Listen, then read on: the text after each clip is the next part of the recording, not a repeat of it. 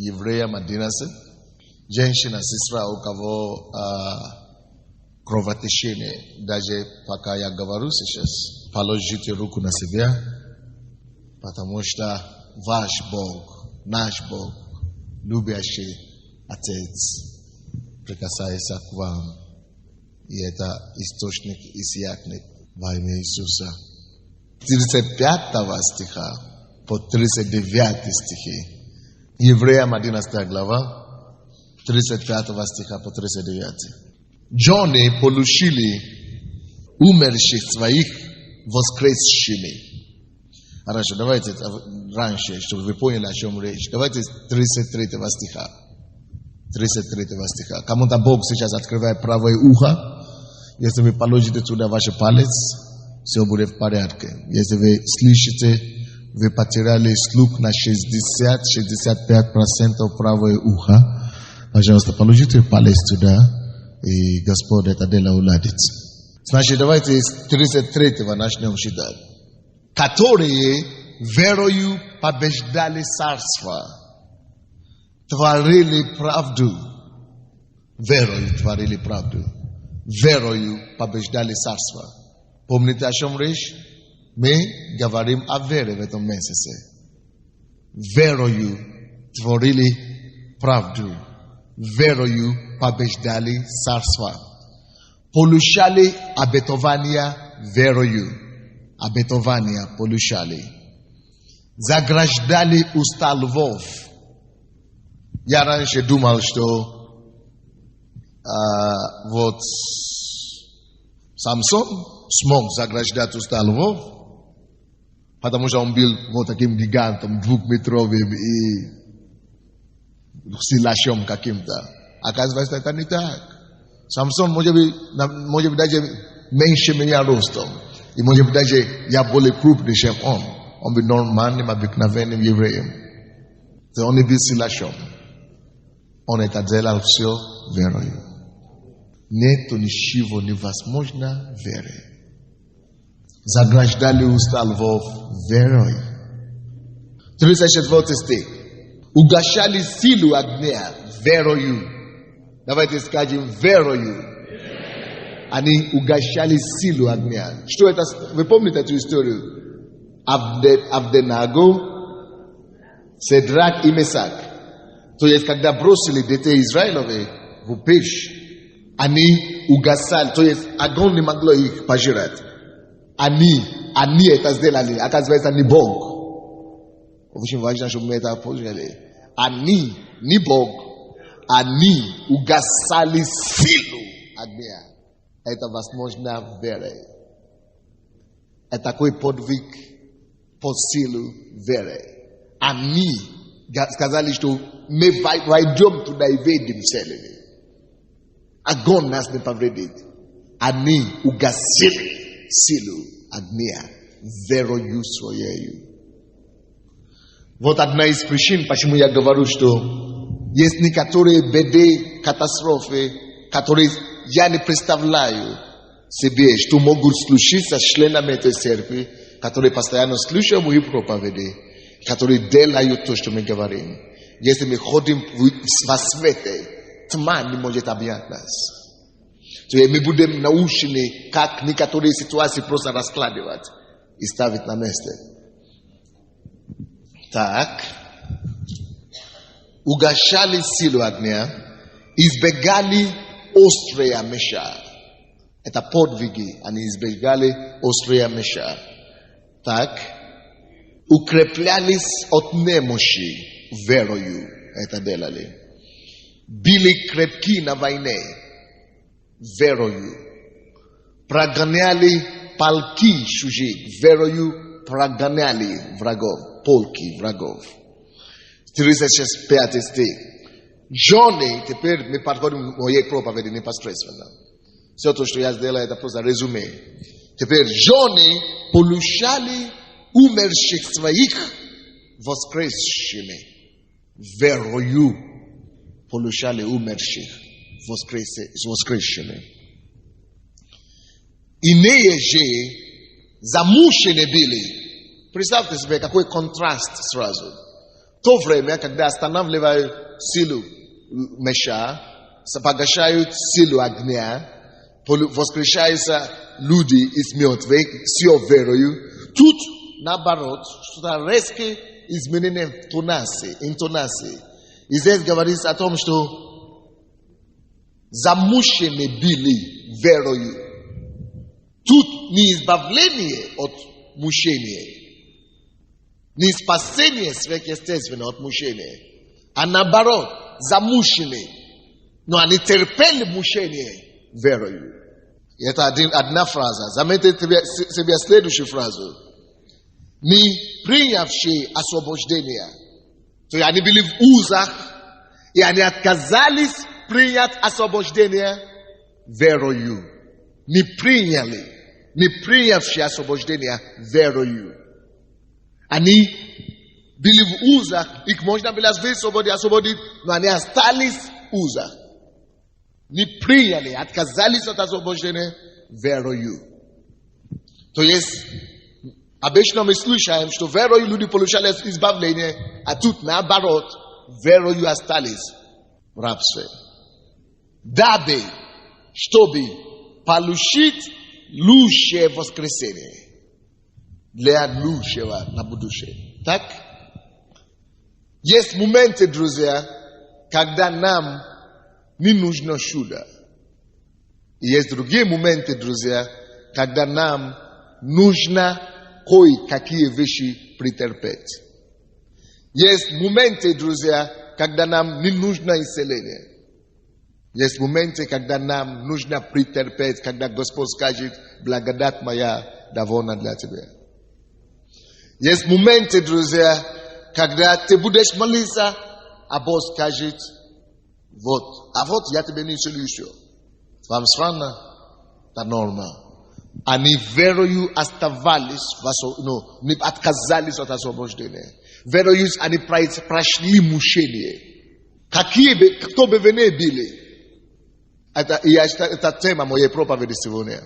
Я проповедую сегодня на теме вера для мучения и страдания. Вера, чтобы претерпеть, что так лучше назвать. Вера, чтобы претерпеть мучение и страдания. Я помню одну такую ситуацию. Допустим, что ты сделаешь, если ты муж Божий, как у нас Уэсли, у нас такой проповедник был Джон Уэсли. Он долго не хотел жениться. До 40 лет он боялся, что я не хочу, чтобы кто-то мне мешал в служении, я вообще не буду жениться. И в 40 лет решил жениться. И когда женился, короче, неудачно. Попалась ему такая, что Боги спаси. Вы знаете, как пасторы, мы очень общительные. И пастор должен быть общительный, если он хочет. То есть нужно открывать душу и сердце своим людям. А она была такая ревностная. Ревнивая. Она была такая ревнивая, что он не позволял ему даже разговаривать, даже стоять близ любой женщины.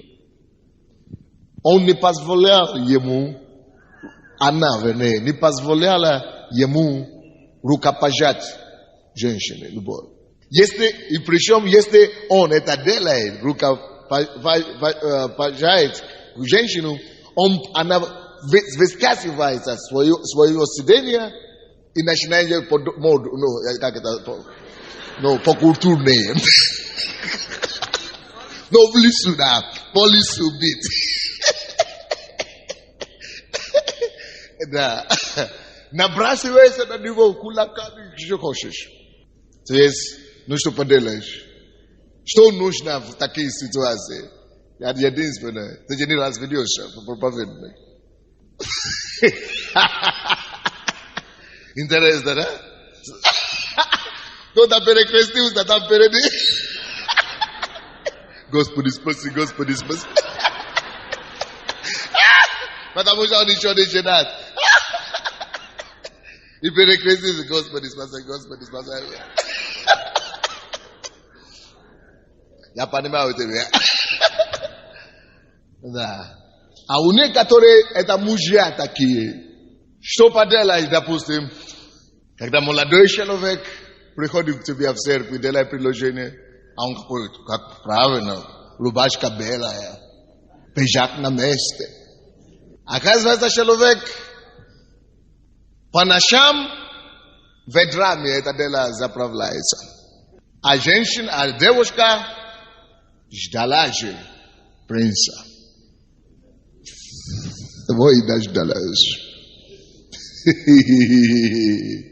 Конечно, такие вещи не смешно. Вот ты вечно замуж. Теперь живи. Попробуй жить. Что нужно в этой ситуации? Либо развести на следующий день, и чтобы это по счету уже стало четвертый развод, или развести следующий день, а тебе уже 35 лет, куда уже развести, куда пойдешь? Вера, чтобы претерпеть испытание, или как перенести испытание и мучение. Вот одна такая женщина была, которая имела подобная вера. Это была жена Смита Виггсворта. Английский проповедник, английская женщина, она вышла замуж за такого явного антибога такого. Он не пил, но он страшно противился вере в Бога.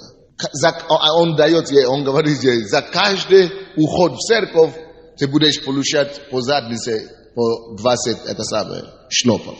Женщина, которая мама, которая взрослая женщина. В этой ситуации легче бросить церковь и сказать, что я в душе верю дома. Я читаю Библию. Ну, конечно, зачем рисковать?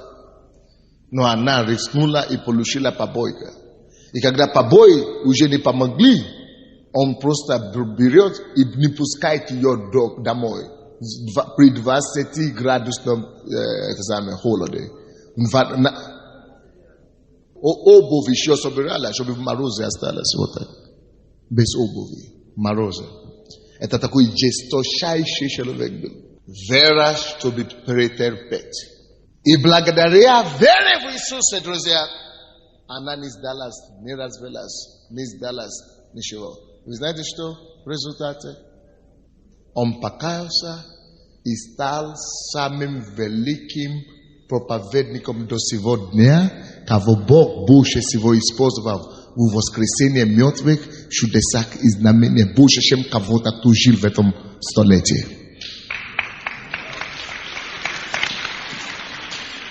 Бросить легче всего. Вера, чтобы претерпеть искушение, испытание.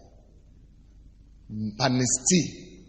Друзья, беда многих христиан сегодня в том, что мы думаем, что вера это только чтобы брать. Когда речь идет о вере теперь, люди думают, что машину надо купить. Давай, я хочу читать книгу о вере. Чтобы мне понять, как же мне эту квартиру завладеть. Наконец-то. Мне нужна вера, вот, чтобы понять, как вот эту фирму создать. Или вера, чтобы выяснить для себя, как себе очередной шкафу набить ненужными тряпками. Потому что их много, этих тряпок дома. У меня хватает их. А как определить, что если у тебя то, что у тебя есть, это тряпка или нет? Напишите определение. Если у тебя есть одежда или обувь, что ты не носишь в течение полугода или года, от полугода до года, ты даже не трогаешь его. Она тебе не нужна. Тебе следует уже это кому-то подарить, кто-то в этом нуждается страшно. Речь не идет о таких вещах, как а если сезонные вещи, да? То есть то, что носишь только зимой, а то, что ты носишь только летом. Если есть что-то у тебя, что-то не трогает 2 года, это не твое уже. То есть в течение 2 лет ты не одел, ты не трогал. Это подсказка вам. Это значит, что Бог тебе это говорит, что это вещь тебе уже не нравится. Ну, тебе может нравиться, но это уже не твое. Тебе надо было уже кому-то благословить. Потому что если ты будешь это держать там, это не из-за того, что тебе это нужно, а только из-за того, что у тебя ты влюблен в твоих вещах. А любить вещи, это страшное дело. Ты становишься в зависимости от того, что ты имеешь. Следовательно, не ты имеешь их, а они владеют тобою. Кто-нибудь повторите то, что я говорил. Если ты видишь, что это ты не носишь что-то в течение 2 лет последних, и ты не можешь с ним расстаться и подарить кому-то, это из-за того, что тебя жалко. Ты не используешь реально девушки. Между нами девушками. Ну, ты не носишь конкретно, и ты это знаешь. Но даже не допускаешь мысли о том, чтобы это кому-то посеять. Потому что ты сразу начинаешь переживать. Жалко. Что там говорят, что Давид? Нет, это не я сказал. Что за Давид, короче. Вот, когда начинает эта штука Давид, жаба, да? Ну, говорят. Это только говорит нам об одном. Вы знаете о чем? Это говорит нам о том, что мы перестали иметь эти вещи. Мы перестали владеть этими вещами. А наоборот, теперь эти вещи уже нами владеют. Не поняли, нет? И то же самое со всеми остальными вещами. Я сказал, Господь, если будет у меня что-то, что мною будет владеть, вместо того, чтобы я владел, Господь, мне лучше не дай мне такие вещи. Если церковь будет мне владеть, лучше собирай эту церковь. Если машина будет мной владеть, лучше собирай. То есть, если, что такое владеть? Когда Бог тебе начинает сказать, иди, дай это кому-то, и ты не в состоянии это делать, значит, все, ты стал рабом. А что тут опасно? Получается, вещь дана нам, чтобы нам обслуживать, чтобы нас обслуживать. А когда это ты, когда оно уже тобой обладает, получается, что это не он или она тебя обслуживает, а ты уже его обслуживаешь. Вот почему лишнее место в шкафу занимает. А ты обеспечиваешь. Хорошо. Не об этом мы. Короче, мы о другом сегодня. Вера, чтобы пройти, или как мы говорили проповедь, чтобы претерпеть мучение и страдания. Вера, чтобы претерпеть мучение и страдания. Многие думают, что вера это только чтобы брать, получать. Нет. Вера, она универсальная штука. Но без веры угодить Богу невозможно. Но если наша вера, друзья, будет только чтобы направлена на то, чтобы что мне дать, дай мне то, дай мне то, дай мне другой, дай мне третий, то у нас это на уровне, элементарный, как вам сказать, потребительский такой, младенческом уровне. Потребительский и младенческом уровне. Но совершенная вера, взрослая вера, зрелая вера, это вера, которая может терпеть лишение. Или лишение.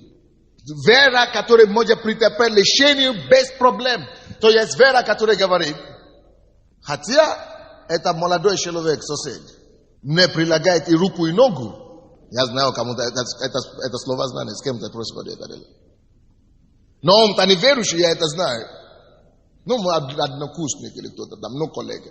Хотя подарки носит. Но я знаю, что если я подамся, я не только пропаду, а пропало уже все в прошедшее время. Вроде бы приятно. С одной стороны, потому что, приятно. Никто не ухаживает, а тут появился ухажер. Юрий Иванович, все в порядке? Юрий Иванович говорит, я попался, что вы... Короче, если ты претерпишь, и это нужна вера, друзья, чтобы сказать нет таким вещам. Это нужна вера, чтобы сказать, когда за тобой приезжал на машине, когда тебе создают условия, когда давление на тебя направо и налево. Это нужна вера, чтобы сказать, нет, я лучше, а у тебя нету квартиры. Это у меня одна девушка жила у меня в квартире. Она была соседка, в одном доме мы жили. И она мне говорит, это человек мне, это просто человек, который обслуживал у нее. Она имеет свой бизнес, и он приехал, обслуживался. И он тут предлагает ей, давай, я тебе сделаю квартиру, а у нее нет квартиры. Он сделал ей квартиру, трехкомнатную. Кроме того, что он сделал ей квартиру, он ремонтировал эту квартиру. И он мне говорит, она мне говорит, приходи ко мне советоваться, я говорю, он давит на меня слишком. Я что он хочет? Он хочет, чтобы я жил, сожительствовал с ним. Я говорю, у него семья же. Он говорит, да. Он не верующий же, нет. А как ты думаешь? Я говорю, я знаю, что неправильно. А если вот ты у меня спрашиваешь, ты уже знаешь, что неправильно. А зачем? Она говорит, я говорю, зачем ты тогда берешь у него все эти вещи? Потому что приятно, говорю. Приятно. Я говорю, а ты не хочешь упасть в грех? Я говорю, я не хочу. Я говорю, ты не планируешь? Я не планирую, я не буду. Я не хочу спать с ним. А вот он делает все это, я не знаю, как отказать. Приятно, у меня все равно же нет квартиры, сколько лет я уже жду. Но у меня ребенок растет, 12 лет скоро будет. Короче, считает вот такой. И в конце концов, через 2 месяца я вижу, она пропала. Я ей звоню, говорю, что там случилось, куда пропала? Пастор, извините, мне стыдно уже к вам подойти. Я уже знал свою историю, не надо уже рассказывать дальше. И как только что примерно 3 месяца или полгода он с ней еще возил, да, еще все делал для нее. После того, как он уже брал то, что он хочет, пендал дал. Или как это называется? Как Лидия всегда это говорит. От футбола, короче. Все, депрессия. Теперь на работу уже неохотно. Теперь уже ничего не хочется, самоубийство охотно. Чего самоубийство теперь? Убей. А говорит, я не хочу умереть, я буду попаду в ад. А чего ты тогда? Я не знаю, что это закончится. Уже квартира есть, но уже не радует. Ремонт есть, но уже не радует. Грех все портит. Допустим, почему она не могла отказаться? Потому что на самом деле, чтобы претерпеть, чтобы отказаться, чтобы удержать, это нужна уже другая уровня вера. Но до того, допустим, она ходила в церковь, когда нужна была вера только чтобы получить работу, у нее эта вера была. Когда нужна вера, чтобы, допустим, получить исцеление, она получила исцеление верой. А вот когда нужна была вера, чтобы ребенок заболел, чтобы Бог исцелил ребенка, у нее эта вера была. Вот когда нужно, чтобы претерпеть что-то. Вот, чтобы пройти мучение, чтобы удержаться от чего-то привилегированного, приятного. Уже не хватало тут веры. Поэтому о чем мы говорим на этой неделе сегодня, друзья? Я говорю о вере, чтобы претерпеть лишение, страдание, мучение. Какая у тебя вера, дорогой и дорогая? Вот, поэтому нам нужно слушать проповеди, ходить в церковь, накачать свой дух и свою веру, чтобы наша вера была такая, которая способна устоять в любой ситуации. И вера, которая способна прорваться перед Богом, получить исцеление. И вера, которая может поставить свою ногу на землю и говорит, я это не сделаю, и не сделаю, и не сделаю, и все. У меня такая интересная ситуация была. Я разговариваю, я пустился, я был студентом в университете, пустился, а я тогда занимался спортом. Иногда, это было летом, я одел такую футболку, и эта девушка ходит. Она, наверное, я не знаю, учится там тоже, в общежитии, вы знаете, в общежитии, что там творится. No, не знала, что не туда попала на этот раз. Я верующая, она не знала. И она уже ходила. А я себе делал свое Amazing Grace. И она уже сама пришла ко мне и говорит, можно я почувствую мускулы? Хорошо, почувствую. А потом после этого она говорит, слушай, давай пойдем веселиться. Ну, это какое-то слово использовала. Я говорю, куда? Я говорю, ну, к тебе или ко мне, или что. Я говорю, хорошо, слушай, я имею что тебе сказать, я верующий. Он говорит, ну что? Я говорю, надо покаяться. А тогда это было в 98 году. Вообще о Боге в 88. Вообще понятия не имею. Он говорит, ты просто дурак еще. Можно было сказать, какой дурак? Не, я не дурак, давай. Закатим рукава. То есть нужна вера. Потому что когда она это сказала, дурак, дьявол начал сверлить мыслями. Ну как это ты дурак? Она же такая красивая. Давай посмотри. Вы думаете, что не все искушаются? Привет. Нужна вера, чтобы сказать нет. Я знаю свою позицию. Я не хочу, не буду. Хотя тебе больно поплатить в это время. Но через 20 минут ты скажешь, что слава Богу, что я удержался. Но если ты упал 1 секунд, ты будешь всю жизнь уже жили. Вера, чтобы претерпеть. Вера, чтобы отказаться от чего-то. Когда я был студентом, иностранцы здесь знают. Иностранцы, вы знаете, 15 лет тому назад, да? Даже иностранцы, африканцы, возили кульки. Ну, это вообще. Ну, кульки. Вот любой кулок. Есть там. Вот, покажите мне ваш кулок. Вот, кулок, ну, любой. Да, дайте мне, да. Вот, подобный кулок.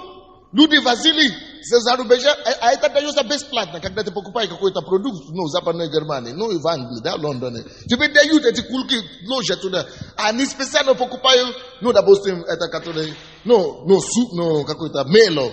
В одном, не все набирают, в одном кулке. И набирают это 100 кулок, таким образом. Они дают бесплатно. А они сюда приезжали в Советский Союз тогда.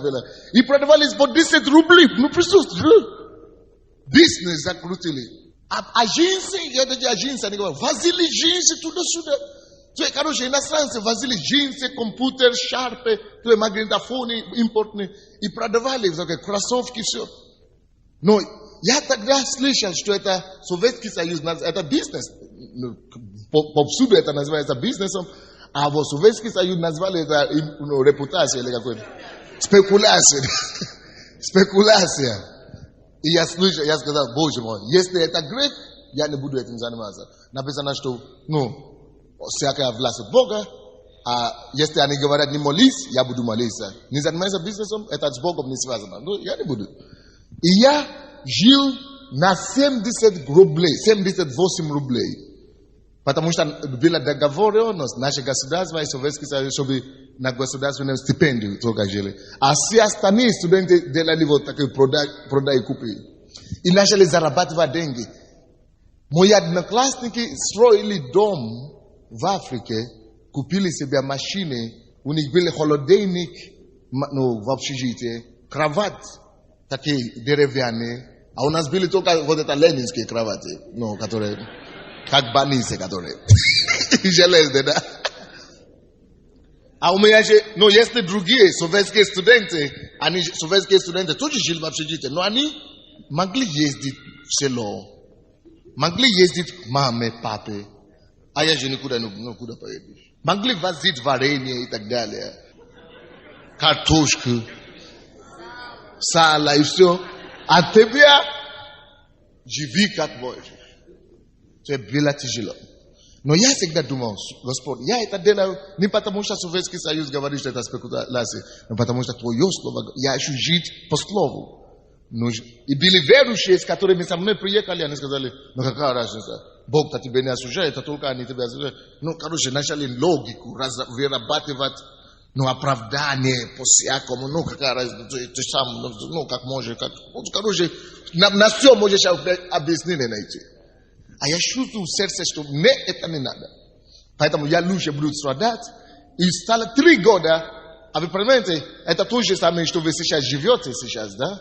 Здесь. Вы уже знаете, что такое зубные пасты. А тогда не было зубные пасты, какой-то порошок какой-то приносили. Но это страшное дело. Я никогда не видел порошок в моей жизни. Всю жизнь только зубные пасты. Вы представляете, что вы с этого эпоха сейчас попали туда? Ну, то есть это как-то какой-то, это умереть можно. Допустим, ну вы знаете, у нас сейчас есть мело, да? Мело, нормальное мело, который люкс или какой мело, ну, сейфгард, ну, разные мело, нормальные мело, да? А тогда была палка какая-то так, надо резать. Вот.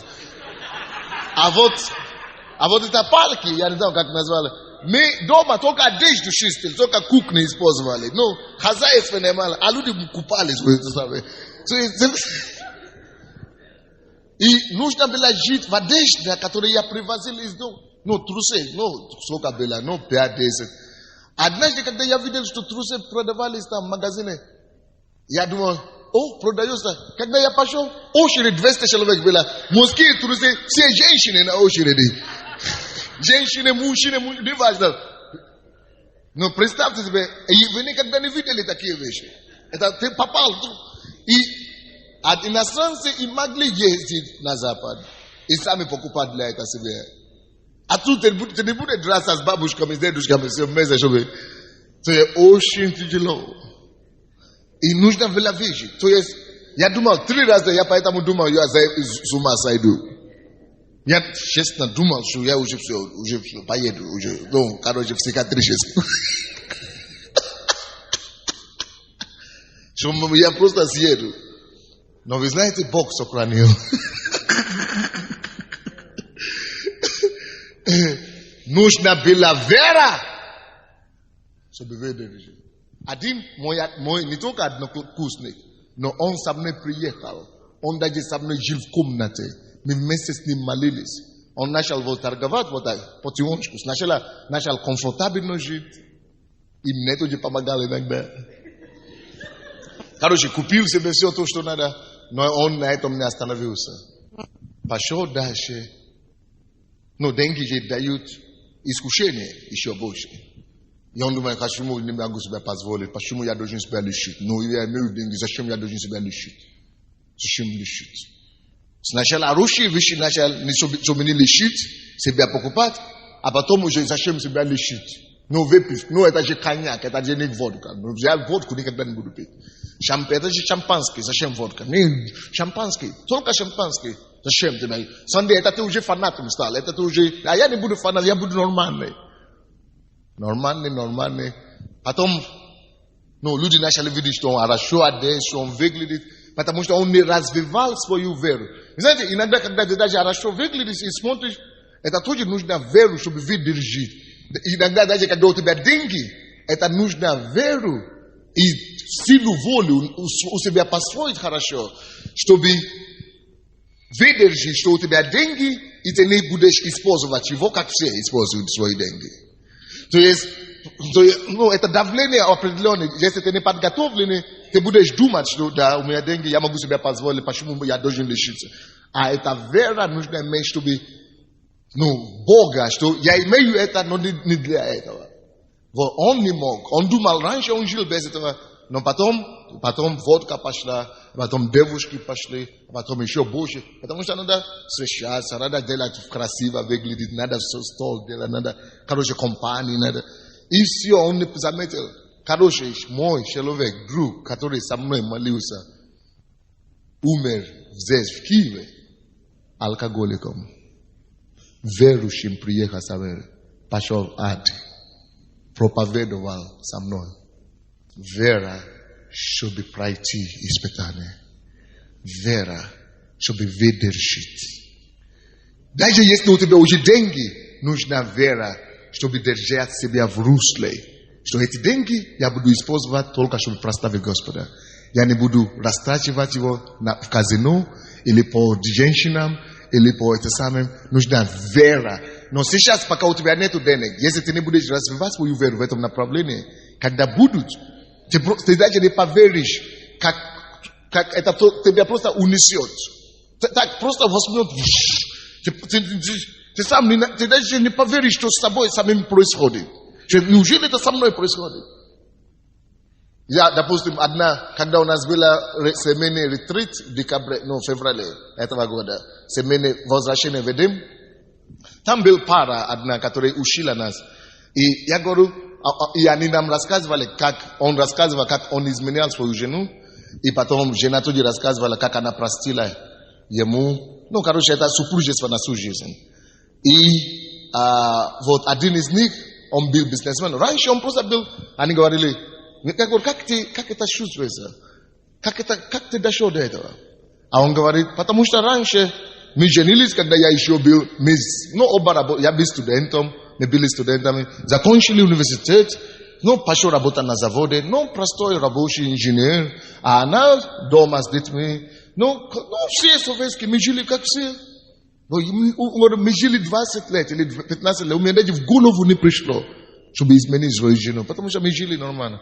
Но когда перестройка пришла, веселись, перестройка, у меня голова хорошо работает, создали фирму, начали зарабатывать деньги. Сначала зарабатывали определенные деньги, ничего, я еще мог. Но когда мы начали зарабатывать большие деньги, так наши друзья уже, другая компания надо иметь. И чтобы вступить в это уровень общения, уже неудобно, не солидно, я со всеми друзьями, а только я с женой. Не солидно, не смотрится. Не смотрится, говорит. Он говорит, все остальные, допустим, сначала было странно, что все они вот такие. А потом, когда все уже надо мной смеются, все уже говорят, что, это ты такой дурак, зачем тебе деньги? Если у тебя деньги, значит, ты можешь себе позволить, что хочешь. Компании. Он говорит, я уже просто ради друзей, уже просто, потому что мне уже стыдно. Я с друзьями, с коллегами, я не могу идти в бар, куда они там, сауну, да, я не могу идти в сауну. А идти в сауну с женой, это стыдно, говорит. Потому что все друзья идут в сауну, с любовниками, секретаршами, он говорит, оттуда я тоже уже, значит, хотя бы ради, чтобы я не выпал из общества друзей, поэтому тоже нашел кого-то себе. А я говорю, как вам в этой ситуации? Может быть, это брат даже находится сейчас в церкви. Я говорю, как вам в этой ситуации? Вам удобно? Он говорит, вы не представляете. Я говорю, это ужасно. Он говорит, что моя жена, конечно, она чувствует психиатрическую больницу, не упала, не попала, когда она увидела, и она не могла поверить, во-первых. А потом, когда она увидела, что это правда, она чувствует больницу, не попала. А он говорит, что я еще больше нее страдал, говорит. Он говорит, вроде бы это я грешу, и люди думают, что это я делаю неправильно, но он говорит, я больше еще страдал от этого. То есть, друзья, если Бог даже благословляет тебя деньгами, тебе нужно построить себя внутри. Тебе нужно стержни выработать через Слово Божие, силу духовную набирать, чтобы выдержать, чтобы когда эти деньги будут, ты мог жить правильно, чтобы ты мог сказать своим друзьям, что нет, а я не пью. А они скажут, а зачем тебе деньги? У тебя деньги, ты можешь себе позволить и водку, и шампанское, и виски. Я говорю, а я эти деньги знаю, почему Бог мне их дал. Я знаю, почему Бог мне дает зарабатывать деньги. У меня есть цели. Бог мне дает зарабатывать эти деньги ради своего царства. Но это не так просто, так сказать. Если у вас не построено внутренние стержни, которые должны быть утверждены на Слове Божьем. Это нужна вера, чтобы сказать всем друзьям и всем окружающим нет и быть белой вороной. Это благодать нужна. И то же самое по поводу и женщин, и по поводу компромиссов других. Потому что это потом нас уничтожает, и мы можем жалеть об этом очень долго. То есть разные ситуации, которые бывают в жизни. И Библия говорит, что если мы будем пытаться это делать сами по своим силам, очень нам будет тяжело. Кто-то думает, слава Богу, а я никогда не изменял. А вот я никогда не пил. А вот я никогда не курил. У каждого из нас есть свои слабинки. Ты никогда не пил, но ты ругаешься так, что даже Павлова так не ругают. Это твоя болезнь. А чтобы это победить, это твоя слабинка. У каждого своя слабинка. Вот он ругается. Ты пьешь. Ты изменяешься. Ты, видишь, что у тебя есть какая-то слабость своя. Ты, может быть, я что-то делаю. Может быть, я прихожу после проповеди. Для всех я уже научился всех любить. Знаю, как любить всех на работе. Знаю, как любить всех в церкви. А прихожу домой. Это самое, по шлопам даю жене. Дракам, или как это называется, по щекам даю жене. Есть же такие люди, которые бьют свои жены. Они на работе ангелы. С окружающими, папа. А домой приходит, ненавидит свою супругу или супруга. Есть же такие тоже. То есть у каждого есть свои какие-то проблемы. И что нужно, друзья, чтобы выйти из этих каких-то вещей, которые не всегда нам на пользу и во славу Божию. Нужна вера. Вера, чтобы претерпеть, чтобы противостоять искушению. Вера, чтобы сказать нет. Вера, чтобы пройти через сложные ситуации. Вера, чтобы лишить себя даже порой некоторые вещи. Некоторые привилегии, удовольствия, что хотите. Нужна вера Бога, что Господь, я сам, а как эту веру иметь? Нужно просто пойти к Богу и говорить, Господь, я сам не могу. Я помню, я был верующим, покаялся. Я уже избавился от блуда. Я блудил до того, как я покаялся. Я уже от всего уже вроде бы уже очистился. А где-то раз в полгода попадаюсь как проклятие на анонизм. Страшное дело. Это у меня такое было. Да. То есть я ходил в церковь, я уже даже рассказывал другим о Боге. Но мастурбация, потому что если ты что-то занимался в миру, иногда это еще может тебя преследовать. Понимаете меня или нет? И я думал, Боже мой, как это делать? И я думал, я такой сильный, я сам буду стараться вот сейчас, освободиться. Но сам своей силой я уже убедился, бесполезно. Если ты словословишь, и у тебя Бог это не освободил сразу, сам бесполезно. Если ты воровал, если Бог тебя сразу не освободит, сам бесполезно. И я говорю, Господь, почему я такой нормальный, я хожу, я тебе служу, почему я попадаю под этим это самое? И Бог говорит, потому что ты стараешься сам себе менять. Ты держишь напряженно себе. Ты просто расслабься. Приди, просто верою это брат. Как это верою? Вот как ты пришел в покаяние. Мы же верою приняли покаяние. Мы же верою поверили в Бога. Просто приди и говори, Господь, все, я не могу. Я не могу. Вот я такой, все. Это моя проблема. Если ты сам меня не освободишь, я не освободишь. Помоги мне, Господь. Просто сам освободи меня. Пошли твою благодать.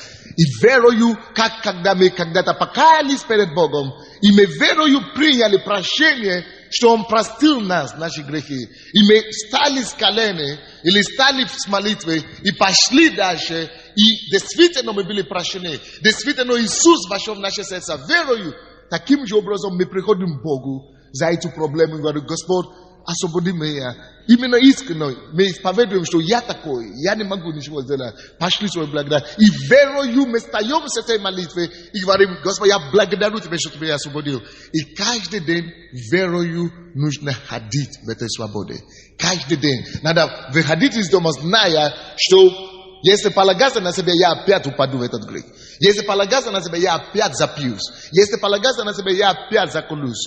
Но верою в Бога, я верю Тебе, Господь, что Ты со мной сегодня, что Ты меня охраняешь сегодня, что Ты наблюдаешь за моими устами, что Ты наблюдаешь за моими желаниями и чувствами даже, что Ты поможешь мне контролировать, завладеть себе, что Ты мне дашь силу, и это верою нужно каждый день ходить верою. Вот так. Чтобы одержать победу над собой. Ведь самый главный враг человека порой, это не те враги, которые на улице, а сам, который в себе, вот твоя плоть. Вот почему нужна вера, чтобы иногда некоторые ситуации, даже лечение какое-то, нужно верою, чтобы претерпеть. Давайте посмотрим это место Писания еще раз. Евреям 11 глава, 35 стих. Со второго приложения там. Иные же замученные были верою.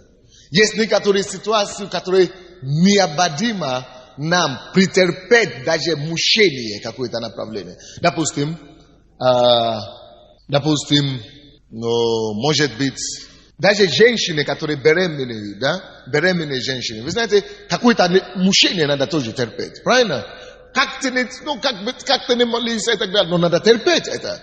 Это, если человек скажет, есть некоторые женщины такие, которые говорят, я не буду беременеть, я не буду рожать детей, потому что, тяжело, я слышала разные истории, что тяжело рожать, что больно, я не хочу.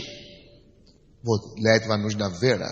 Нужна вера, а вера всегда смотрит на окончательный результат, на конечный итог. Вера видит не то, что сейчас будет болеть, а видит ребенка, который будет рожден. И благодаря то результат положительный, который будешь, ты можешь претерпеть какое-то лечение временное. Допустим, благодаря тому, что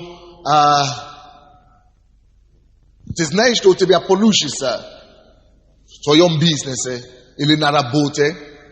Сегодня надо пока претерпеть. Некоторые люди зарабатывают деньги и сразу тратят все то, что они получают. Я хочу сразу жить много, богато. Я хочу сразу на машине ездить. Я хочу сразу на дом построить. Но иногда нужна вера, чтобы претерпеть. Чтобы лечение какое-то терпеть, чтобы мучение какое-то. Допустим, если вы бизнесмен, вы говорите, я начинающий бизнесмен. Нет, я не буду трогать, я буду накоплять эти деньги. Или я буду инвестировать эти деньги. Я буду лучше не жить в доме моем или в трехкомнатной. Я буду жить лучше в однокомнатной.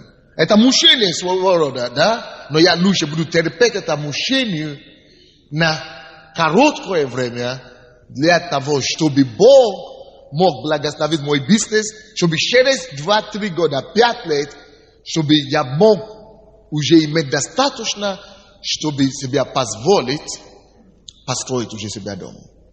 Вы понимаете меня, да? Но вера нужна, чтобы терпеть страдания, мучения, какое-то лечение. Допустим, молодые девушки.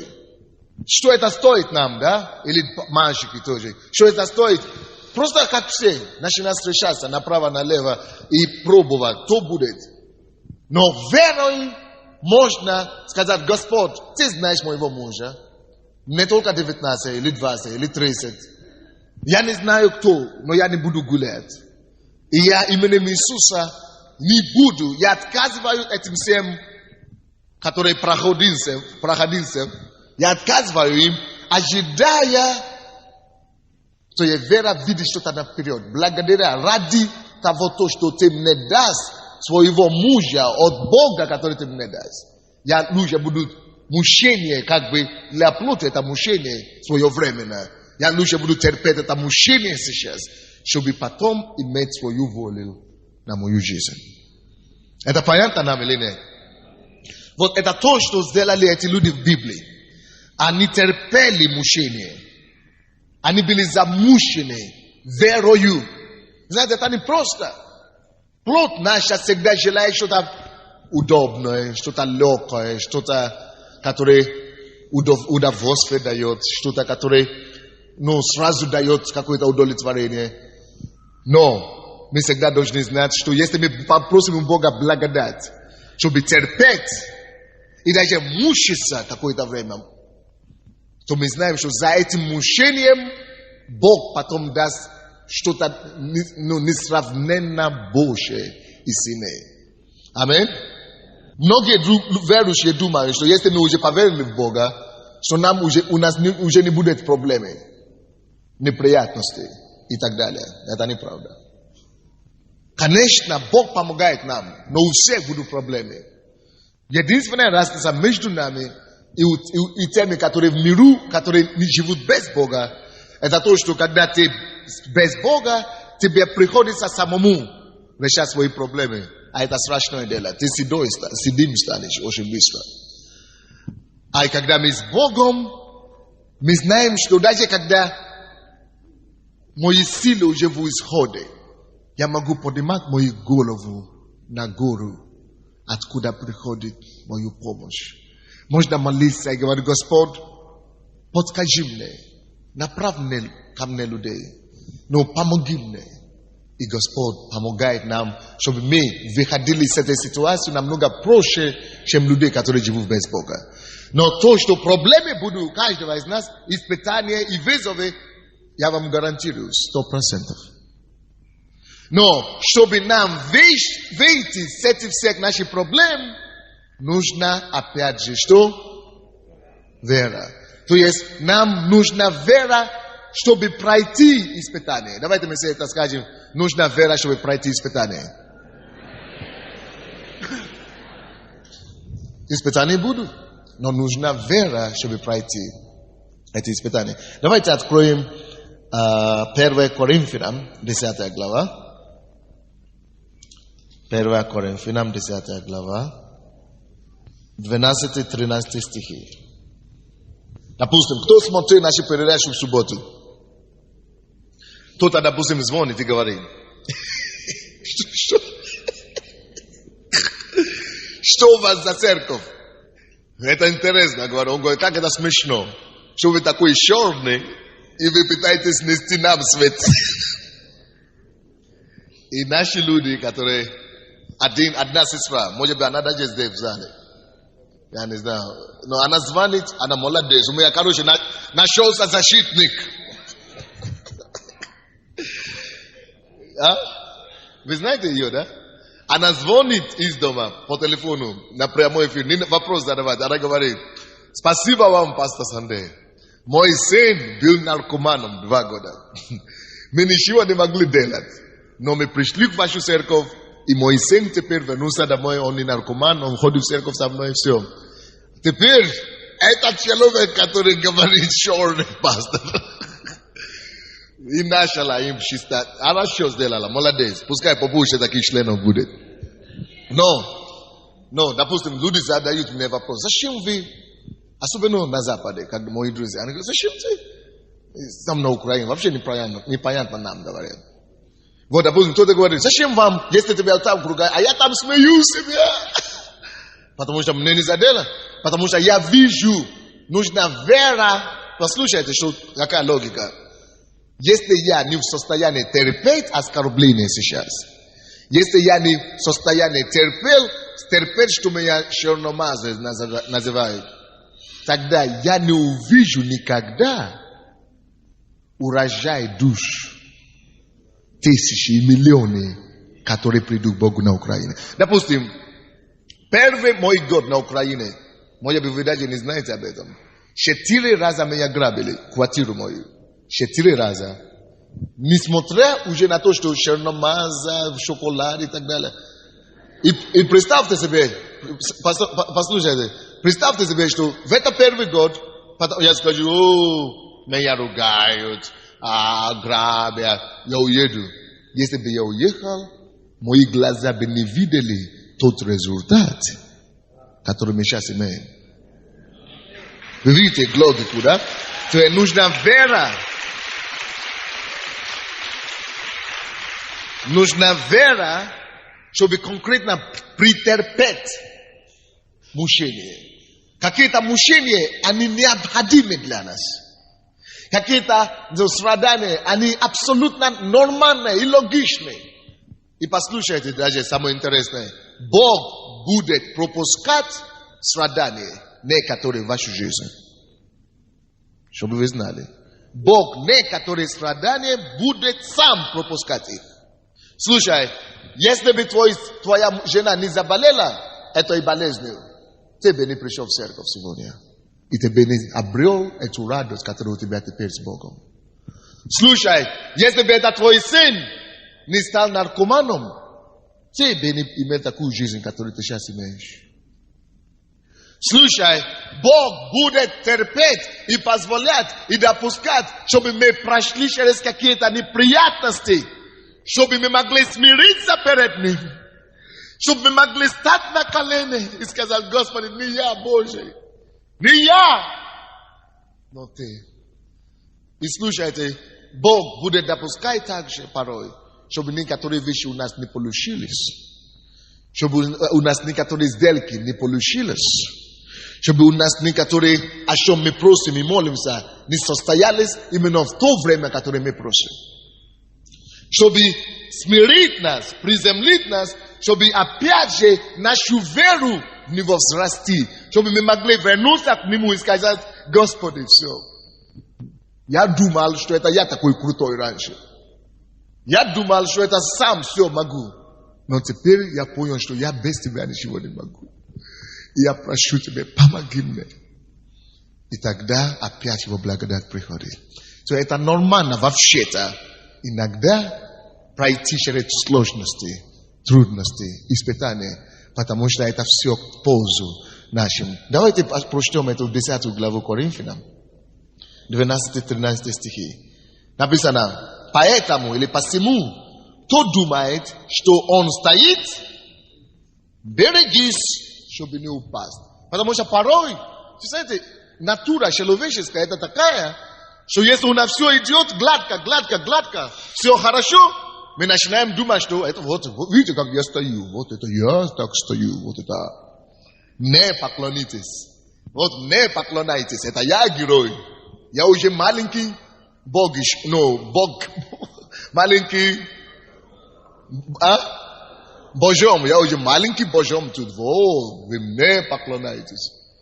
Поэтому Бог иногда позволит и будет допускать, чтобы нам понять, что это не мы, маленький Божьем, что это Он, Бог богов и царь царей. Чтобы мы могли пройти, и наша вера в Него могла спасти нас в этой ситуации. Вот написано: посему, кто думает, что он стоит, берегись, чтобы не упасть. То есть, когда вы будете думать, что вы стоите, иногда Бог будет допускать, чтобы вы упали. Чтобы вы просто ударились лицом, чтобы вы могли очнуться и говорить: о, Боже, это не я понял.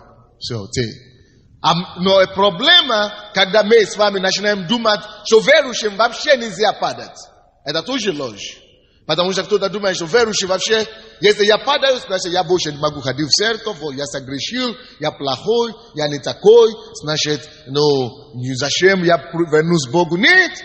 Бог допускает, что мы все можем падать все время, разное время, чтобы потом встать и стать еще сильнее.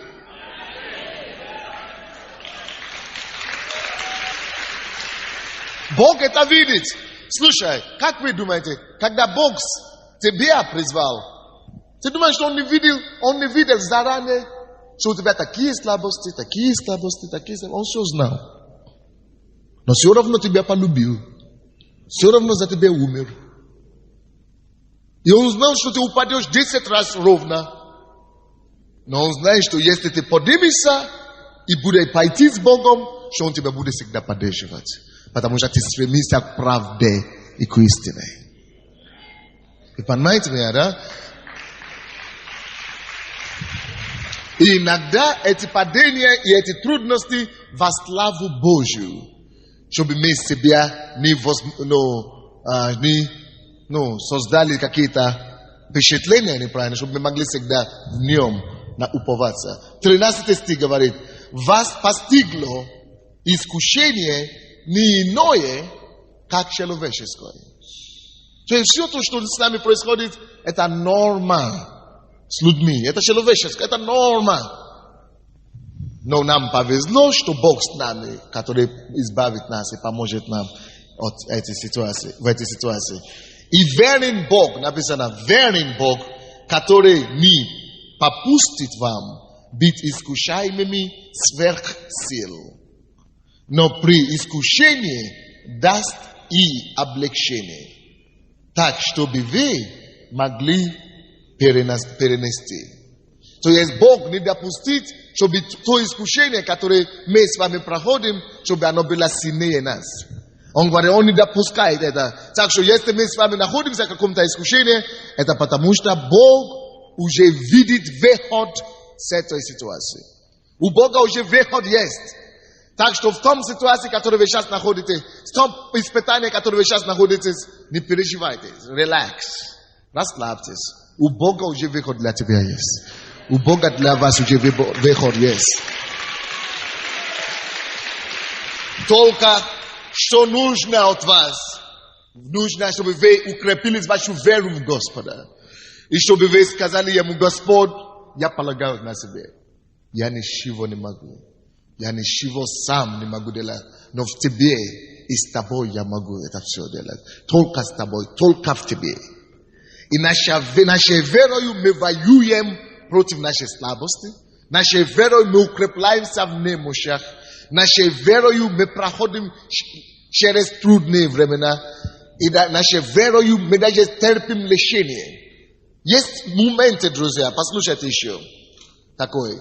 Есть моменты, когда нам нужно сознательно идти на то, чтобы быть вторым. Или на компромисс.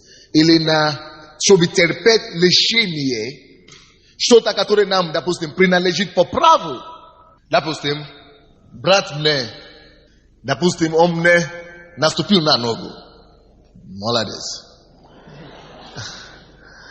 И я думаю, конечно, у всех, твоя плоть очень посмотри, ну чего, ты не можешь сказать извините или что ли. А он не сказал извините, он говорит, он пошел, он сейчас драку затащил. Но Иисус говорит, если кто даст вам по правой щеке, дайте ему второй щеке. Это не обозначает, что давай еще наступи. Нет. Это просто обозначает, что отпусти это дело. Просто даже не ищи, даже не допускай такое, что ты хочешь его уничтожить. Не уничтожайте никого. Это его проблема. Слушайте, если он не сделает зло, а у меня даже есть возможность его уничтожить, Бог говорит, даже не пытайся его уничтожить. Оставь его. Алло, теперь слушайте. Вроде бы в этом ситуации он ушел. Я не вижу последствий. Вроде бы Бог его не трогает. И я начинаю думать, а это же несправедливо. Зачем я должен терпеть лишение? Зачем я должен мучиться? Зачем я должен терпеть? Слушайте. Бог говорит, будут такие моменты, когда нам нужно сами выбрать быть лишенным чем-то. Когда нам самим нужно будет идти на то, чтобы претерпеть лишение. Чтобы сознательно идти на то, чтобы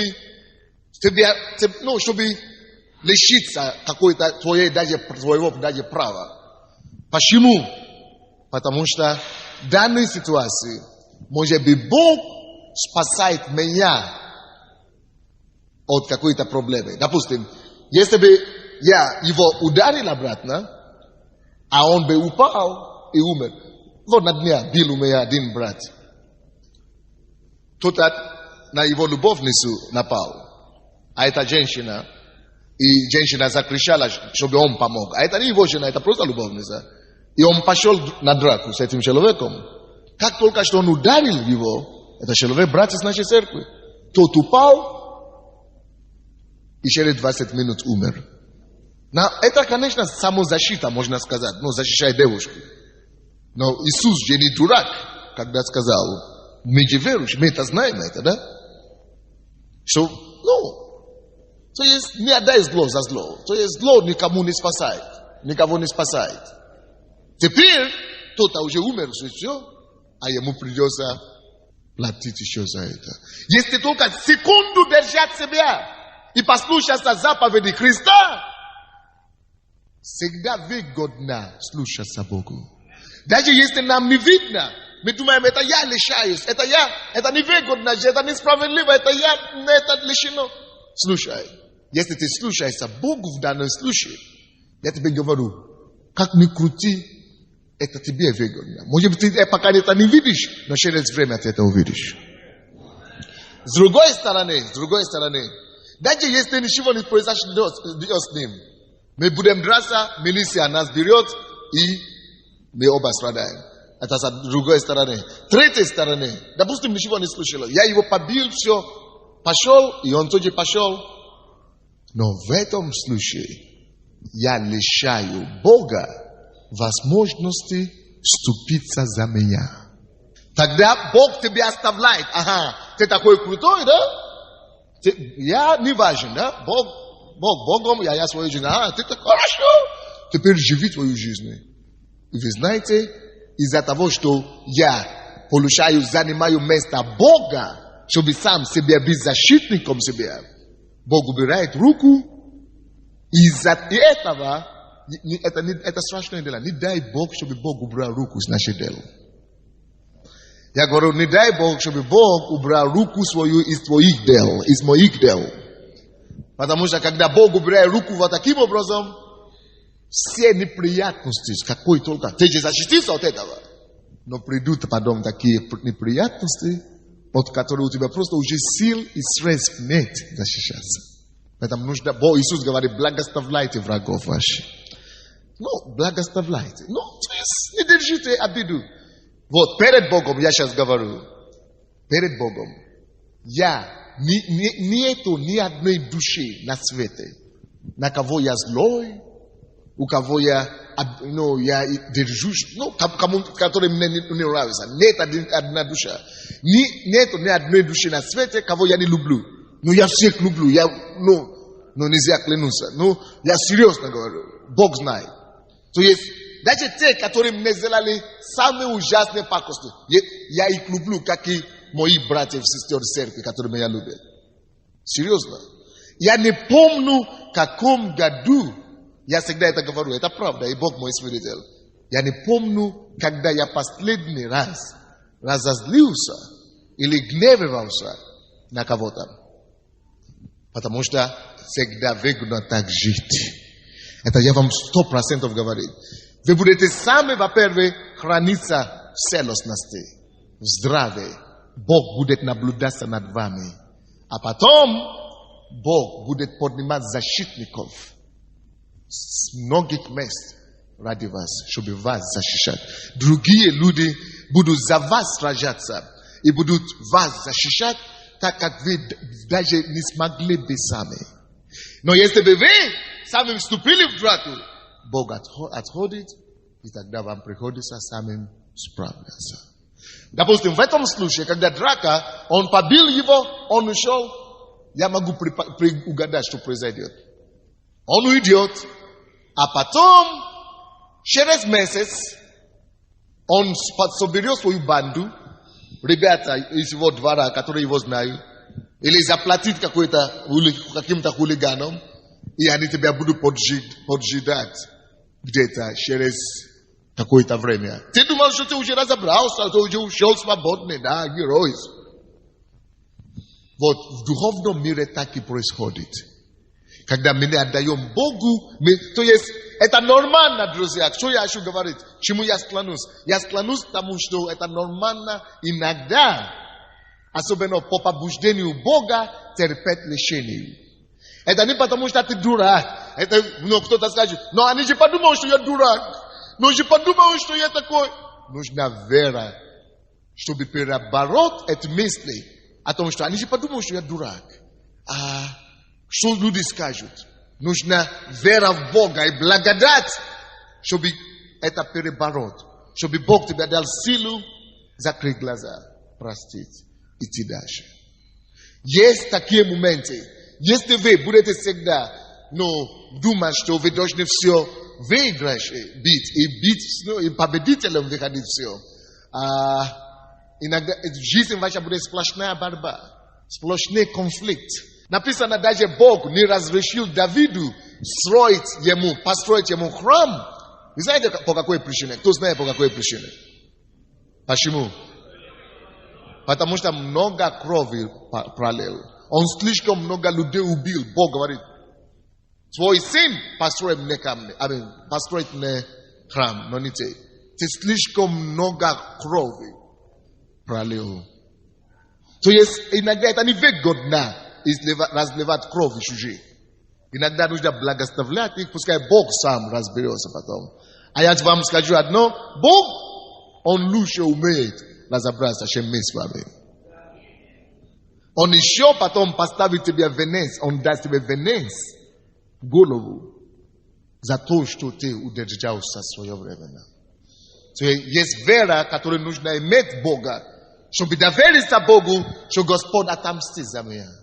Что Господь вступит в эту борьбу за меня. Что Господь, что лучше мне благословлять, чем ответить злым словом. То есть, допустим, если я скажу сейчас в этом зале поднимать руку, все люди, которые раньше меня ненавидели, до того, как они стали членами этой церкви, вы увидите, немало рук будет. Многие люди приходили сюда, чтобы меня убить, и стали членами церкви.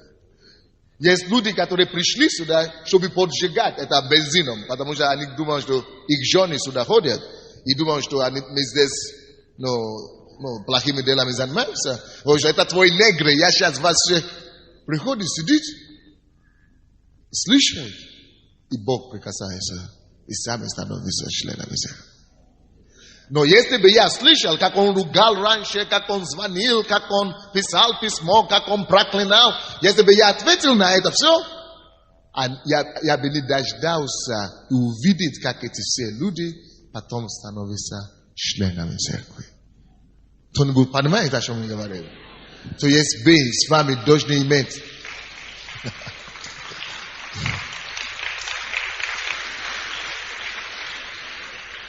только когда мы с вами имеем благодать довериться Богу, что Бог вступит, что Бог заступит, что Бог заступник, что Бог поможет, что я верю Ему, Он сделает. Вот только в этой ситуации мы выигрываем, чем когда мы сами вступаем в борьбу. То есть, какая проповедь, название сегодняшней проповеди, кто помнит? Вера, претерпеть, лишение, страдание и испытание. Спасибо. Нужна вера в Бога. Вера не только для того, чтобы получать исцеление, благословение и так далее, а самое главное, чтобы получать благодать терпеть. Благодать лишить, терпеть лишение. Благодать пройти испытание. Благодать пройти неустройство. Благодать, вот такие вещи.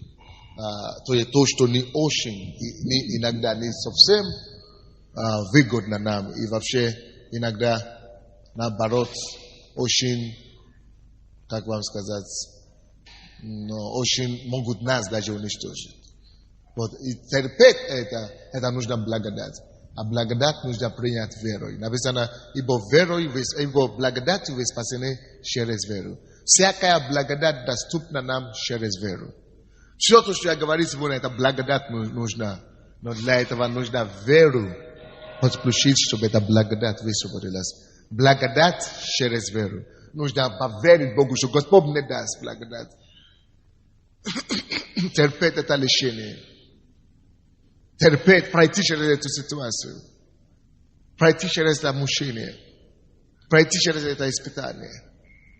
И вы начинаете видеть, сила приходит. Благодать приходит. То есть вера, которая терпит мучение, испытание и лишение. Давайте преклоним нашу голову, будем молиться Господу, чтобы Он дал нам вот такую веру, такую благодать. Может быть, что-то вам принадлежит по закону, а вам не дают, не позволяют, то есть просто вам мешают. Молитесь Богу, пускай Он вступит, а вы просите у Него благодать. Просто дождаться своего и получить то, что нужно от Него своевременно. Эта благодать нужна каждому. Давайте попросим у Него, чтобы Он нам его дал. Чтобы мы не стали бестерпимыми людьми. А чтобы мы могли проявлять терпение там, где нужно, и прощение там, где нужно, понимание там, где нужно, и просто прощать там, где нужно. Может быть, вы даже проходите через какую-то конкретную ситуацию сейчас. Давайте попросим у Бога эту благодать терпеть, благодать выдержать, благодать пройти. Может быть, даже благодать ждать где-то. Или благодать просто понять. Просите у Бога. И высвободите веру, чтобы получить эту благодать. Просто высвободите свою веру, чтобы это получить. Господь, мы благодарим Тебя за сегодня. Спасибо за это слово. Люди терпели, люди мучились, прошли испытания верой. Мы просим, чтобы Ты дал нам эту благодать, чтобы Ты, Господь, высвободил верою, которую мы имеем в Тебе, что Ты нас проведешь.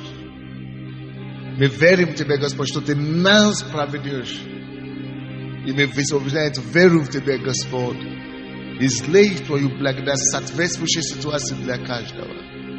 Чтобы мы все могли пройти благополучно и выйти сильными, золотыми победителями и еще свидетельствовать во славу Твою.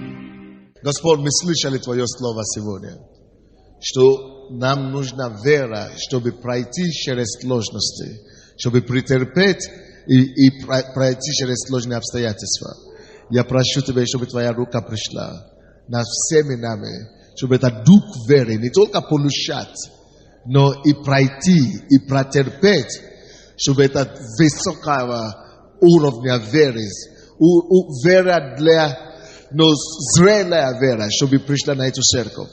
Именем Иисуса, Господь, пошли эту благодать нам, чтобы мы могли пройти через то, что нам нужно пройти, и достигать совершенства в Тебе.